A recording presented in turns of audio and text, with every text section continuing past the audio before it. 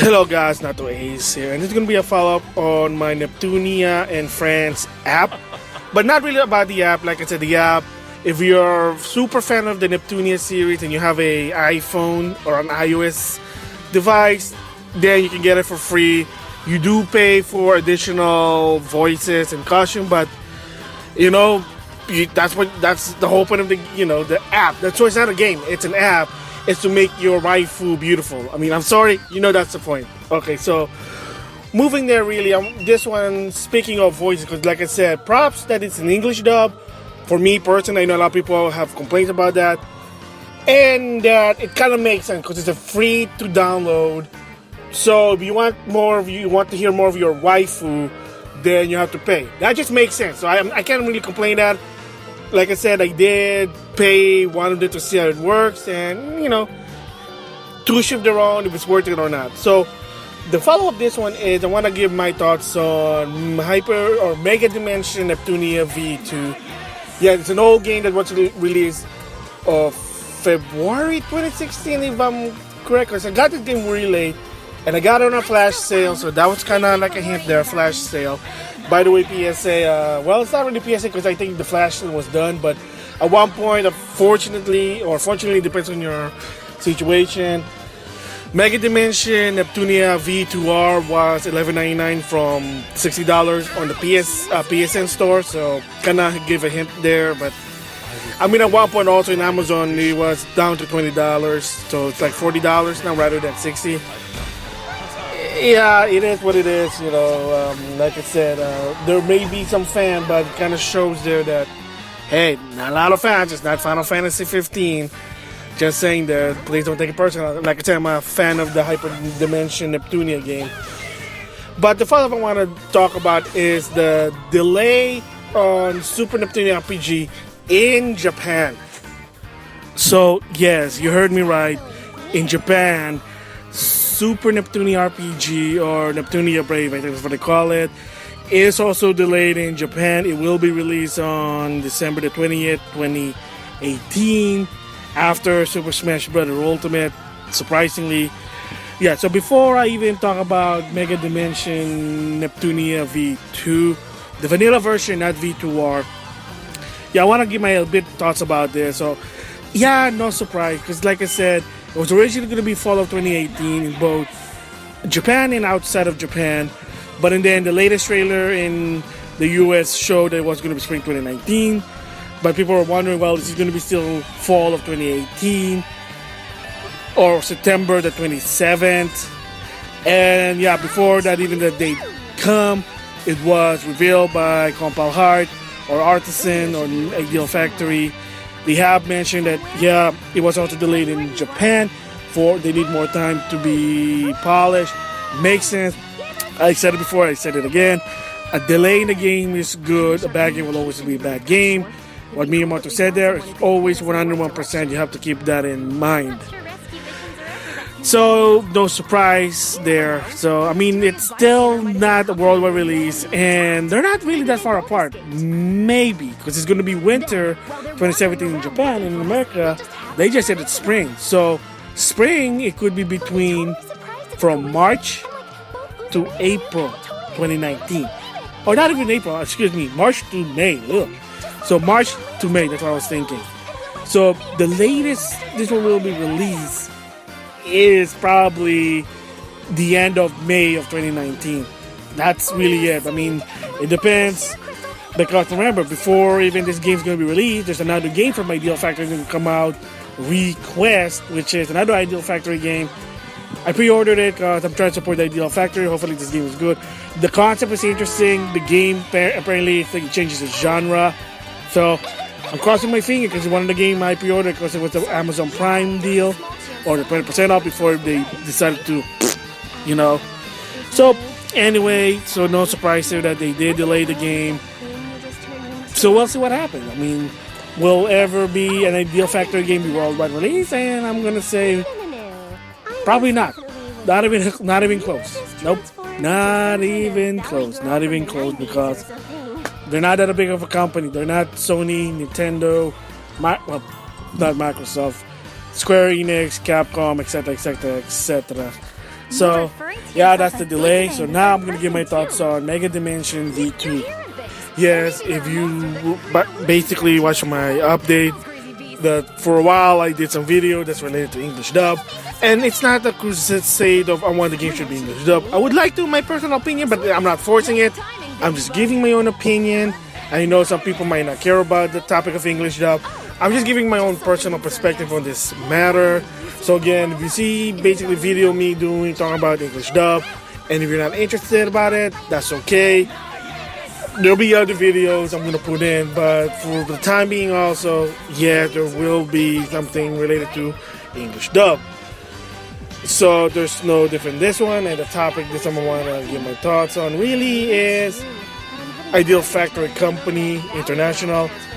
One of the company that I support. I like the Neptunia series. I know they have other Ideal Factory game they done, but they're also known for, to some extent, doing partial dub for some of the game, and that's a keyword. There are games that it's 1-to-1 ratio that is full English dub, but there are some games that are not. Why is it? I'll give my theory and my opinion about it. And again, it's not bad, but again, at least it's something, because you remember in my video a long time ago, English dub versus Japanese company, and one of the bullet points I said about Ideal Factory International is that sometimes there are games that do a partial dub, but at least there is English dub in it. Here's a bit of a back history of what or who our Ideal Factory International are. They are a company from Japan originally. Well, yeah, because their games, the JRPG anime. They have done multiple games in their catalog, but on 2012 in Japan, or maybe 2011, I can't remember, they did one game that kind of defined what Ideal Factory / Compile Hard is. So they're the one that created Hyperdimension Neptunia RPG, which is a JRPG about video game. They break the fourth wall and anime girls. Video game girls representing video game console. I'll probably give my retrospective on this on a different vlog, but that's who they are. And in the beginning, basically, when they bring a lot of these games in the West, and they have a lot of Neptunia games, they had, because since Ideal Factory International wasn't exist yet, so they needed a publisher, and they chose NIS America. Yes, I have been talking about NIS America on my other vlogs, so you have a chance, I guess, you can listen to those. And basically, the games were fun in my opinion. The concept behind it is cool, but unfortunately, to some extent, it's also known for those games are very niche. They're so niche that, well, they don't really sell, sadly.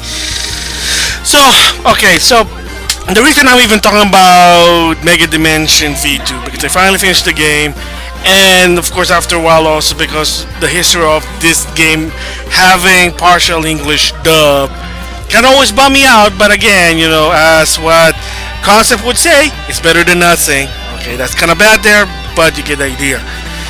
Yes, because here's the thing, Neptunia 1 for the PlayStation 3, NIS America actually, they dubbed it 1-to-1 ratio with the Japanese counterpart. With the part that's supposed to be dubbed for the main story, they would do it. Side story, they won't do it. That was the same thing with Japanese. MK2 and Victory unfortunately became partial dub because of what happened to the Hyperdimension Neptunia 1 because of the poor sale. Victory basically really had 40% dub in that game. 40% dub versus the Japanese, and NIS America did say, they admitted it, they said was yes, because of the poor sale, they didn't want to put a lot of budget in this game, the voices, so it's basically playing like a Super Nintendo game RPG with no voice in 2018, but that was like 2016 or no, 2012, 2014, whenever the game came out. I mean, props to NIS America for putting voice on the DLC character, which 6 of them, so probably that's what happened, but it is what it is. Then, of course, Rebirth 1, Rebirth 1, and it was published by Ideal Factory International, unfortunately still have partial dub. However, surprisingly, a lot of people have said that Rebirth 2 actually has one-to-one ratio. So whatever you don't hear in the voice in the English dub, it same goes with the Japanese sub. In the case with Victory, Rebirth 3, Victory, I haven't played it yet, but I have heard people said that it's once again partial dubbed. So again, sort of disappointing, but I will have to check it out. I have not checked it out yet. And yes, in some of the game they do partial dub. Sega Hardcore for Neptunia is partial dub from what I heard, and of course, this topic of this one is MegaDimension. However, before I even continue that, there are some that's actually one-to-one ratio. Hyper Noir Devotion was one-to-one ratio. Neptunia Perfect Production is one-to-one. Both Neptunia Unleashed and Neptunia Flash vs. Zombie is one-to-one ratio. And I have heard also Cyber Dimension for Goddess Online is actually also one-to-one ratio. So there are some games, granted they're spin-off, well, except for Sega Hard Girl, excuse me, they are one-to-one ratio when it comes to the English dub. The main game so far is not, but maybe because it's more into RPG. MegaDimension, of course, Sega Hard Girl. So basically, after finishing, actually finished MegaDimension V2, normal ending and true ending. This is the vanilla, not V2R. Yes, I kind of found, and then I decided to look around and found out, did some looking, and like, yes, unfortunately, well, it is partial dub. Did call out Ideal Factory International. However, for me, I'm very late to the party. I just finished this like in June of 2018. So I'm very late, so I really can't really complain about it. But a lot of people have complained about it, and I think to some extent Ideal Factor, again, I could be wrong, could be rumored. They sort of addressed it, and they basically said it was a budget issue.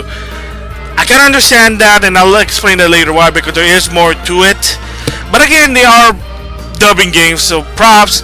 Unlike, you know, Tecmo Koei to some extent, Namco Bandai to some extent, Exceed and NAS America, it's a case-by-case basis now. I mean, at least they are dubbing. I know other companies like PQ, Nicalis, Axie Games, they hardly dub. However, apparently I found this out, but I guess I was too late. One of the RPG games for the Vita, Mindset Zero, apparently it's dual language. Interesting. And it's published by Axie Games, so props to you, Axie Games. I didn't know that.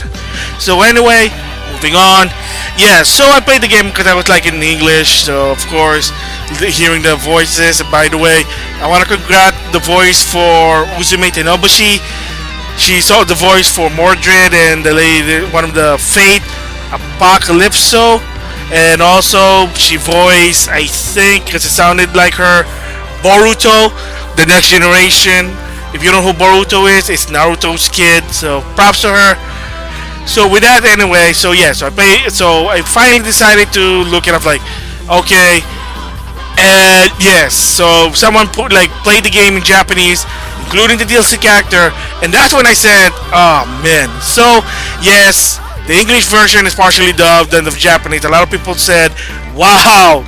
So again, you're playing like a Super Nintendo RPG, bum out. And the DLC character in the Japanese has voices. So if you switch it to Japanese, you hear them talk. Again, it kind of bummed me out again, Ideal Factor, but I can understand why, because they were barely still making money. Because remember, Ideal Factor International barely started in 2014 with Rebirth. So again, it is kind of disappointing that part. I don't think it's a deal breaker, and here's the reason why. Yeah, it should be 1-to-1 ratio to any game. But if you look at other games also, they don't really have a lot of voices also. So, case in point is The Legend of Zelda Breath of the Wild. Unless it's a cutscene, there's not really any voice. They're just making sound effects. In the case with Xenoblade Chronicles 2 and its expansion, the Torna, the Golden Country.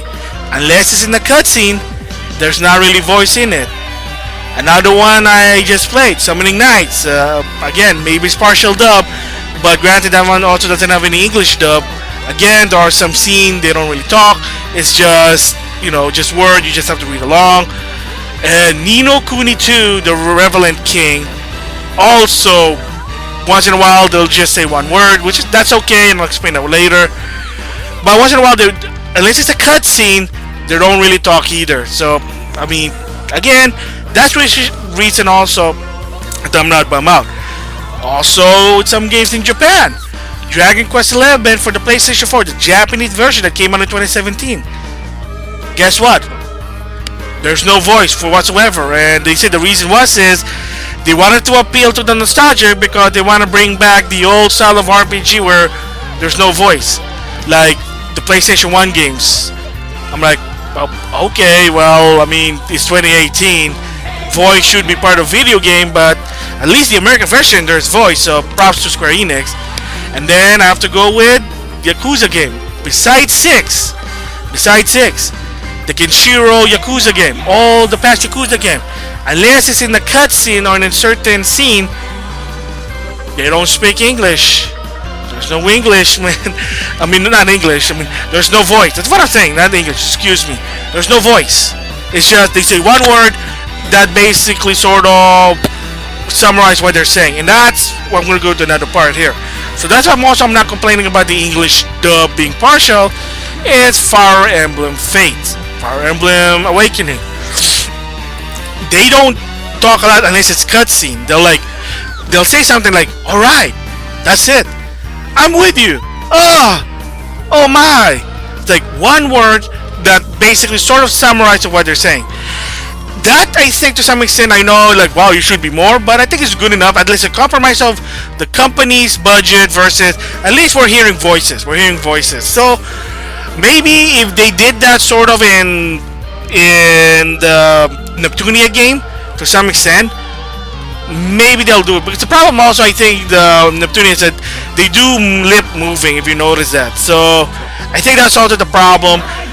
They kind of they made a solution with that with Cyber Dimension, which they don't really move their mouth, which I think that should be the best thing. I know they're trying to make it fancy by making their mouth move while they talk, but I think that kind of like backfired because then it's going to be weird when they say something like one word, like, what? So I think that's the reason why they rather just not say anything about it. But again, like I said, I still want ratio 1-to-1 for English dub. But again, it is what it is there. So, like I said, maybe in the future, like in the Neptunia game, maybe don't make the mouth move. And then if you really can't put full English, just say just one word that summarizes whatever the text is. Again, it worked with Fire Emblem Fate. It worked with Awakening.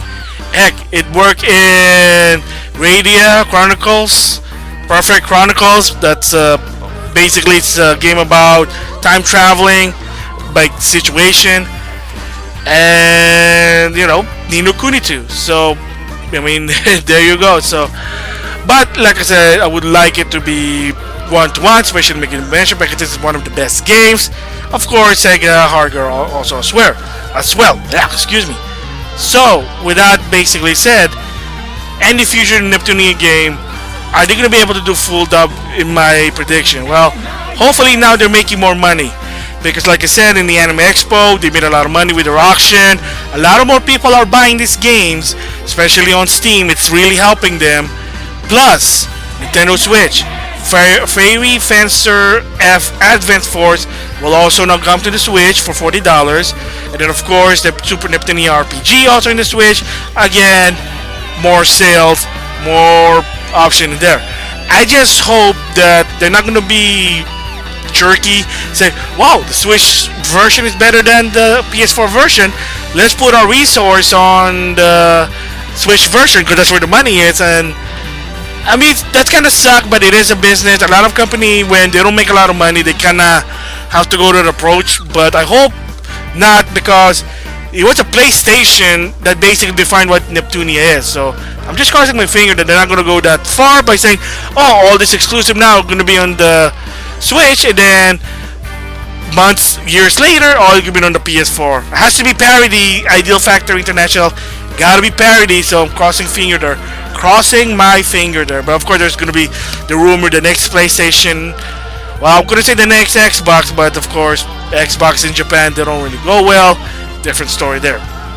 Again, so could they do a director's cut, pay director's cut to revise this old game? That would be nice, because they've been they're doing it, believe it or not. Hyper Dimension Neptunia, excuse me, Dimension Rebirth 1 for the Steam had some new exclusive DLC that's not on the Vita version. The Vita, well, it's dead. What can you say? I bought them, played them. Yeah, it's interesting. You get to play the Oracle, and then of course you get that feature from Rebirth 1 Plus. But unfortunately, also they didn't add any new voice packs. So again, that's Rebirth 1. If Ideal Factor International decide to do Hyperdimension Neptunia Rebirth 1 Plus for the PlayStation 4, like, I mean, I'll double dip. I will double dip. I want to support that company. If they do bring that out, hopefully this time, one or two things can happen. They add more voices in the game, add more. I don't know if they have seen, because they don't really talk that much, because apparently, unfortunately, in Japan didn't really sell well. Here's the thing about Neptunia. It's the same case of Resident Evil, Punch-Out, and Sonic. Is that the Japanese IP is more popular in the West or outside of Japan than in Japan. It's just one of those situations, and I think that's the case, because in Japan, Rebirth didn't really sell well, V2 didn't sell well, so. And the funny also, like, speaking of DLC, Cyber Dimension will get new DLC, and the game already came out like in early 2017 in Japan, and then late 2017 in America. Well, you know, it is what it is. Sometimes putting DLC in old games might kind of help, I can say, especially Director's Cut. That's what I'm saying. If they can do a Director's Cut on MegaDimension V2 or V2R, that'll be awesome. So I barely played V2R, and I have no idea if they did add some new scenes, or not new scenes, new voices in it. Because again, remember, it is just it's an expansion version of V2 to some extent. It's just basically the feature in that one is the VR mode, but that's really it. But I was a Uber fan, so that's why I bought it. It's gonna come somewhere this year for Steam. Hopefully it's 60 frame, because unfortunately the PS4 version is not. The anti-update graphic, but in a cost of they had to lower the frame rate. Hopefully 4K will improve it. If not, again, probably best to buy it on Steam rather than PS4. I just bought a new computer, so that's why I was able to finally play Rebirth 1 on Steam. Okay, so like I said, hopefully Rebirth 1 Plus if they're ever gonna bring it outside of Japan, hopefully that's fully dubbed. And for the previous game, maybe just apply a paid Director's Cut DLC. I know that's gonna be going to the Chris Pranger that I mentioned that before, but for the Uber fan like myself, I'm willing to pay for it, but I'm probably just one guy to say it. So again, it is gonna be disappointing that MegaDimension V2 doesn't have full English dub, but again, I can understand why. And like I said, some games even in Japanese English sub, like Yakuza, partial, well, not really partial, but they're not doing full English sentence or full voice, that's what I'm trying to say. Dragon Quest 11 in Japan doesn't have any voice. So the last part here before I close this is, why do people even do this? And I know the Go Nintendo basically talked about this, and a journalist basically asked the question to the company, why do they do this? And of course they basically mentioned things such as price and time. So yes, a teaser for this one is that I am gonna talk about this in another vlog. But yes, the gist of it is, sometimes most common thing is cost. How much money are they gonna spend for the dub? If they spend too much more, that they have to use their own budget, that could be dangerous. And a lot of times, so even so, Bam Zoom, I think Ideal Factor games are from Bam Zoom to some extent. I could be wrong, but I think it is Bam Zoom. A lot of those voice actors and actresses, they got probably other things they have to do. They also have to voice on other anime, other games. So, I mean, they probably like doing it, but at the same time, you know, they're human and they got limits. So that's probably also, I mean, there are even more to it, but it's really just the majority of it is time, as expected, and the priority one is money. The number one is money. So money and time. Why they sometimes end up English dub, partially English dub. So, but again, so yeah, so that's my thoughts about it. That kind of bummed me out that it is partially English dub, especially MegaDimension V2, and of course their other game. Understandable.